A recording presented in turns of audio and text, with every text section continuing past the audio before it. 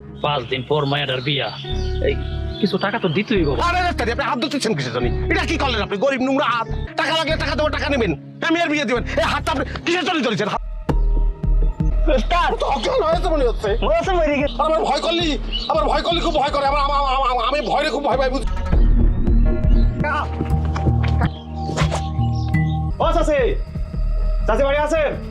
এটা এত আরে তোরা এমন স্মার্ট ছেলে জন্ম দিচ্ছেন যেই বলার জন্য আজকে সে নালিশ নিয়ে আসা লাগতো। ওকে ভালো মতো ধরে একটা কষার ডলা দিলে ওর এই স্পট গিয়ে ছুটে যাবে।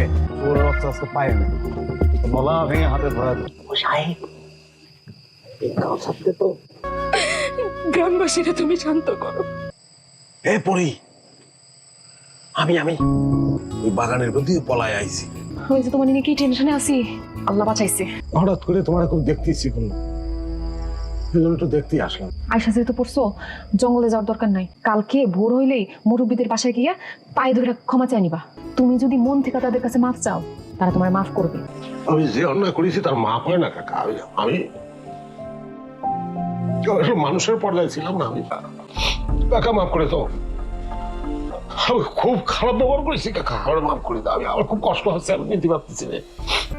বাহ, বাড়ি যা ভাবি, মনে হয় তোর লাগে অনেক চিন্তা করতে আছে। আমি অনেকের সঙ্গে খারাপ ব্যবহার করেছি, ভাই তুই আমার মাফ করে দাও।